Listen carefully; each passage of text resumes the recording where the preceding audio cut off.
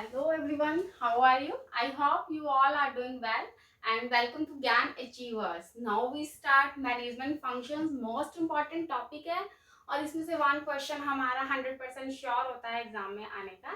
तो आज हम स्टार्ट कर रहे हैं मैनेजमेंट फंक्शंस। मैनेजमेंट फंक्शंस को हमने 6 टाइप से डिवाइड किया है। फर्स्ट वन है planning, organising, decision making, staffing, directing and controlling, जिसके अंदर डायरेक्टिंग को हमने फिर 3 सब पार्ट्स में डिवाइड किया है, communication, motivation and leadership. Okay, तो firstly we have to start the planning. What is planning? तो एक मोस्ट इंपॉर्टेंट पॉइंट है कि जो प्लानिंग है वो फ्यूचर के लिए होती है, ठीक है, जबकि जो कंट्रोलिंग है वो हम पास्ट को देख के करते हैं। तो कई बार ये कंफ्यूजन हो जाती है कि फ्यूचर के लिए तो क्या है आपका प्लानिंग है, जबकि पास्ट से चेक करते हैं उसके लिए हमारा कंट्रोलिंग पॉइंट आता है। तो प्लानिंग के अंदर मीनिंग क्या हुआ कि कुछ एडवांस में हम जब फ्यूचर के लिए सोचते हैं, what is to be done, how is to be done, by whom is to be done, कि किसके द्वारा करना है, कैसे करना है, कब करना है, क्यों करना है। ये जो सब वर्क है आप मेन ऑर्गेनाइजेशन के जो आपके डिजायर्ड ऑब्जेक्टिव्स है उनको अचीव करने के लिए हम प्लानिंग का यूज करते हैं, ठीक है। तो मोस्ट इम्पॉर्टेंट है और ये हमारा फर्स्ट प्रोसेस होता है। और प्लानिंग हमेशा टॉप लेवल के लिए की जाती है। टॉप लेवल जो है वो अपने से सभी लेवल में भी, मिडिल लेवल, लोअर लेवल, सबके लिए प्लानिंग टॉप लेवल ही करता है। नेक्स्ट वन है, कई बार क्या होता है कि एक से ज्यादा पॉसिबल आंसर होते हैं आपकी ऑर्गेनाइजेशन में। मान लीजिए कोई भी आपका ऑब्जेक्टिव है, उस ऑब्जेक्टिव के आपको जब आंसर्स मिलते हैं तो वो मोर देन वन ऑप्शंस होते हैं। अब टॉप मैनेजमेंट ने ये डिसीजन लेना है कि जो सबसे बेस्ट है वो ऑप्शन को चूज करना है। तो वो जो उससे रिलेटेड, बेस्ट से रिलेटेड जितनी भी एक्टिविटीज है, जितना भी प्लानिंग करना है कि इससे में से क्या चूज किया जाए, क्यों चूज किया जाए, कैसे चूज किया जाए, तो वो सारा वर्क हमारा प्लानिंग का होता है। आई होप आपको प्लानिंग पॉइंट समझ आ गया होगा।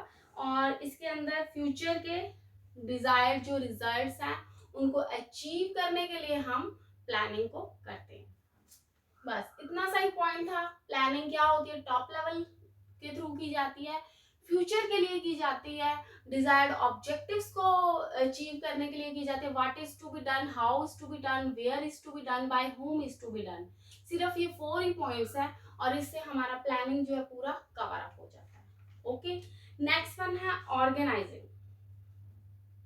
ऑर्गेनाइज करना है तो ऑर्गेनाइज के अंदर हम किस तरह से अरेंज करें, एलोकेट करें वर्क को अपने एम्प्लॉयज के अंदर, ठीक है। तो इस चीज को आप अपने जो अथॉरिटीज है, आप अपने रिसोर्सेज जो हैं उनको कैसे एलोकेट करना है। अथॉरिटीज हैं, आप टॉप लेवल किसको दे देते हैं, मिडिल लेवल को। मिडिल लेवल ने आगे लोअर लेवल को कितनी अथॉरिटीज देनी है, वो सारा वर्क। रिसोर्सेज है आपके पास, ठीक है। आप ये कह देते हो कि मान लीजिए अब फ्रेंचाइजी है, या आप ये कह दो कि आपके पास 5 करोड़ रुपीज है। 5 करोड़ में से आपने कितना तो लैंड के लिए लगाना है, आपने कितना मशीनरीज पे लगाना है, कितना है आपका रॉ मटेरियल लाना है। तो ये जो आपके रिसोर्सेज था 5 करोड़ का, उसको आपने कैसे डिवाइड किया, कैसे अरेंज किया, उसका वर्क जो है वो भी सारा ऑर्गेनाइजिंग में आ जाता है। इसके अंदर प्लानिंग में था what is to be done और ऑर्गेनाइजिंग में what task is to be done, ठीक है, कि क्या काम करना है और ये जो टास्क है वो कौन करेगा, इस टास्क के लिए रिस्पॉन्सिबल किसको करना है, इस टास्क को कैसे ग्रुपिज्म में डिवाइड करना है। क्योंकि एक पर्सन कोई भी वर्क नहीं कर सकता है, जब तक हम मिलजुल के वर्क नहीं करेंगे वो ऑब्जेक्टिव हमारा ऑर्गेनाइजेशन का अचीव नहीं हो सकता है, ठीक है। तो और किसको रिपोर्ट देनी है, अब अगर मान लीजिए आपको हमने अथॉरिटी दे दी है तो आप उस अथॉरिटी के लिए रिस्पॉन्सिबल भी हो, कल को आपने उस चीज के लिए आप अकाउंटेबल भी हो, आपको उस चीज का आंसर भी देना पड़ेगा। तो उस चीज को हम क्या बोल देते हैं, ऑर्गेनाइजिंग में। ऑर्गेन किस तरह से डिसीजंस को कैसे रेडी करना है, मेड करना है, वो सारे का सारा काम भी हमारा ऑर्गेनाइजिंग में आता है। ऑर्गेनाइजिंग में आगे है ऑर्गेनाइजेशन स्ट्रक्चर। स्ट्रक्चर मीन्स कैसे उसको करना है, प्रोसेस क्या है, चेन टू कमांड, किसने किसको ऑर्डर देना है। असाइनमेंट ऑफ जॉब, किसको क्या काम देना है, डिवीजन कैसे करनी है लेबर की, कम्युनिकेशन का फ्लो कैसे होगा, डाउनवर्ड होगा, अपवर्ड होगा, डेलीगेशन ऑफ अथॉरिटी, आपने उसको काम दिया तो उस अथॉरिटी को करने के लिए आपको उसको रिस्पॉन्सिबिलिटीज देनी है या उसको करने के लिए जो अथॉरिटीज देनी है, वो सारी की सारी चीजें भी ऑर्गेनाइजेशन स्ट्रक्चर में आ जाती है। ये हम वन बाय वन पूरा डीपली स्टडी करेंगे, अभी मैंने सिर्फ आपको एक शॉर्ट में आंसर दिया है। नेक्स्ट वन है डिसीजन मेकिंग। बच्चे डिसीजन मेकिंग में वही है कि आपके पास अब टॉप लेवल ने तो आपको बोल दिया कि आपने इस मंथ के एंड में मान लीजिए कह दिया कि 50 लाख की सेल करनी है। अब 50 लाख की सेल करने के लिए आपके पास डिफरेंट डिफरेंट ऑप्शंस है। आप क्रेडिट पे भी सेल कर सकते हो, आप कैश पे भी सेल कर सकते हो, आप 50-50 का रेशियो, 60-40 का, 30-70 का, बहुत सारे ऑप्शंस हैं सेल करने के। ठीक है, आपने अपने बीच में एजेंट्स रख लिए हैं, आप डायरेक्ट सेल कर रहे हो, ऑनलाइन सेल कर रहे हो, ऑफलाइन सेल कर रहे हो, तो ऑप्शंस तो मेरे पास बहुत सारे होंगे ना। एक ऑब्जेक्टिव क्या है इधर कि 50 लाख की सेल करनी है, बट उसके लिए जो बेस्ट है, बेस्ट आपने डिसीजन लेना है, वो सारे का सारा आ जाता है डिसीजन मेकिंग के अंदर। आई होप आपको यहाँ पे ये पॉइंट क्लियर हुआ होगा। डिसीजन मेकिंग जो है वो मैनेजर की रिस्पॉन्सिबिलिटी है। आप सबॉर्डिनेट, आप अपने वर्कर्स को नहीं ये डिसीजन के लिए अथॉरिटी दे सकते हो। ये जो रिस्पॉन्सिबिलिटी है वो टॉप लेवल की या मैनेजर्स की रिस्पॉन्सिबिलिटी है। अब डिसीजन मेकिंग में क्या होता है कि जब आपने कोई चीज का डिसीजन दे दिया है तो फिर मैनेजर को ये भी चेक करना पड़ता है कि जो मैंने डिसीजन बनाया था क्या वह वही, और जो चीज सोच के बनाई थी क्या वो उसी सेम डायरेक्शन में हो रही है, जो मैंने डिसीजन इम्प्लीमेंट किया था और उसका जो फीडबैक है वो वही सेम डायरेक्शन में जो हमने अपना स्टैंडर्ड फिक्स किया था उसके अकॉर्डिंग वो डिसीजन हमारा इम्प्लीमेंट हुआ है या नहीं हुआ। समझ आया आपको ये पॉइंट कि मैंने बोला कि 15th ऑफ नवंबर तक मैंने 30 लाख की सेल करनी है 15th ऑफ नवंबर तक। तो क्या 30 लाख की सेल हो सकता है यहाँ पे हमारी 1460 सेल होगी, तो हम आसपास तो पहुंच गए ना, तो हमारा सेम डायरेक्शन में डिसीजन जो हमने लिया था कि किस तरह से वर्क करना वो डिसीजन जा रहा है। मैंने सोचा तो था कि 15 लाख की सेल कर, सॉरी 30 लाख की सेल करनी है, सेल हुई है सिर्फ 10 लाख की, तो फिर तो मैं सेम डायरेक्शन में जा ही नहीं रही ना। ठीक है, तो फिर मैंने क्या डिसीजन लिया था, क्या वो डिसीजन गलत ले लिया था, वो सारा काम हम कंट्रोलिंग में सीखेंगे। लेकिन डिसीजन मेकिंग में हम ये देखते हैं कि जो डिसीजन ले रहे हैं उसका फीडबैक जो हमें रिसीव हो रहा है क्या वो फीडबैक वही सेम डायरेक्शन में हो रहा है जिस तरह से हमने इम्प्लीमेंट करने की कोशिश की थी।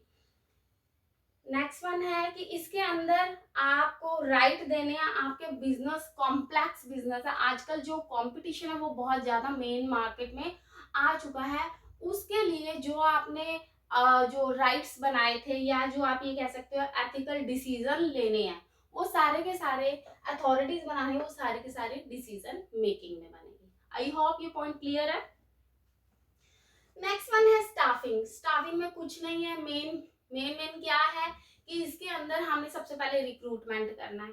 आपको मान लीजिए आपकी ऑर्गेनाइजेशन में 5000 एम्प्लॉयज की जरूरत है, आपने पोस्ट डाल दी है कि आप हमें अप्लाई कर सकते हो टिल दिस डेट।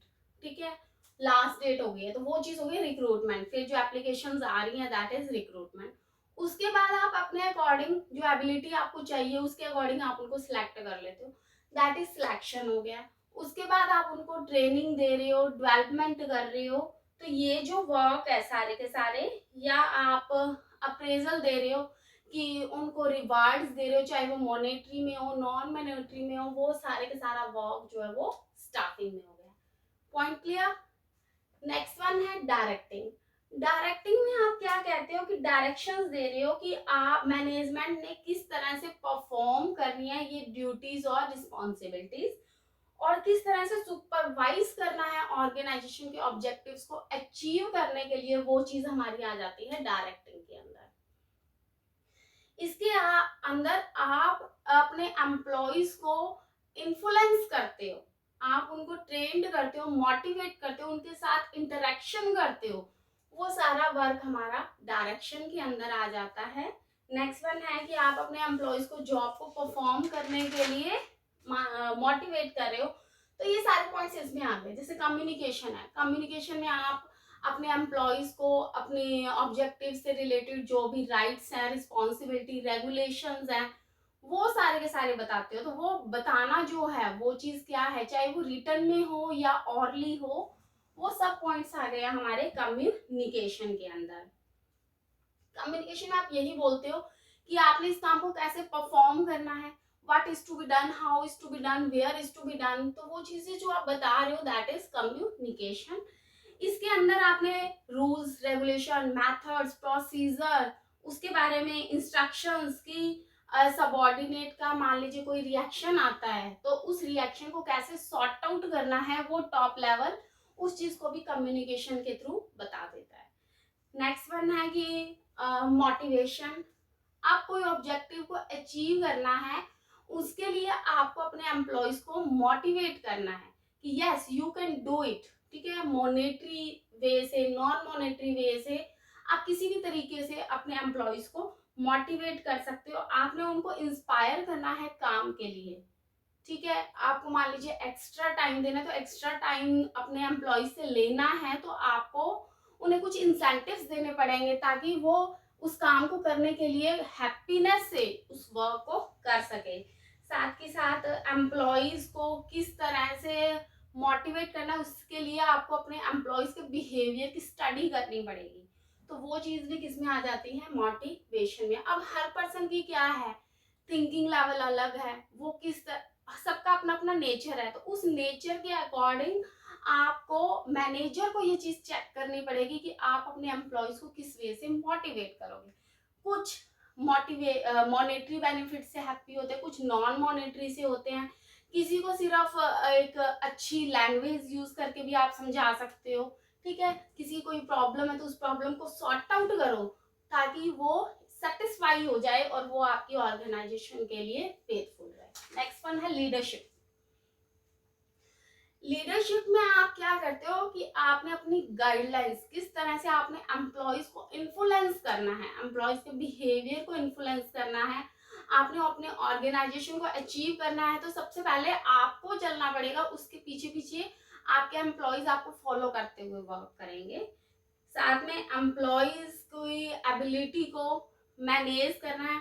आपको ये पता है कि ये एम्प्लॉय में ये एबिलिटी है, बट उस एबिलिटी को कैसे हम यूज कर सकते हैं, वो चीज भी हमारी लीडरशिप में आ जाती है।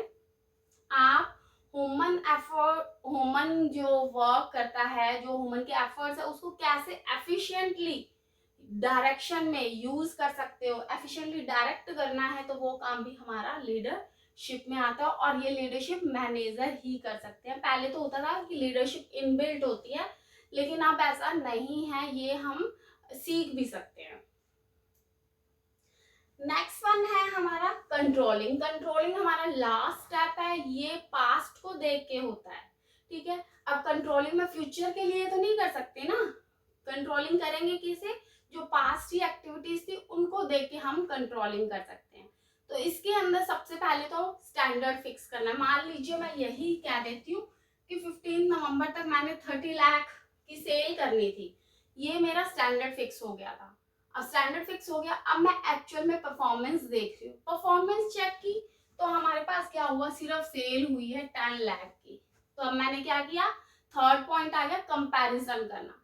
कंपैरिजन किया तो 50, तो कहाँ 30 लाख और कहाँ 10 लाख, सेल तो बहुत डाउन है। तो इसके क्या रीजन है, अब इसको सॉल्व कैसे करना है, वो हमारा फोर्थ स्टेप हो गया। इसके लिए हम क्या बोलते हैं, टेकिंग करेक्टिव एक्शंस, की ऐसा क्यों हुआ। ठीक है, उसके रीजन जानते हैं ताकि फ्यूचर में इस तरह की प्रॉब्लम ना आ सके। वो चीज हो गई है हमारी कंट्रोलिंग के अंदर। आई होप ये पॉइंट्स आपको सारे के सारे समझ आ गए होंगे। एक थ्योरिकल था, शॉर्ट सा वीडियो था, ये लेक्चर था और ये इम्पोर्टेंट है, इसलिए मैं आपके सामने इस लेक्चर को लेके आई हूँ। तो प्लीज इसको रेगुलर स्टडी करें। कोई भी पॉइंट प्रॉब्लम आती है तो आप मुझे कमेंट बॉक्स के अंदर मैसेज कर सकते हैं। और आज के लिए बस इतना ही, अब मिलती हूँ आपसे नेक्स्ट क्लास के अंदर। Please like, subscribe and share my channel. Thank you so much, have a nice day, God bless you.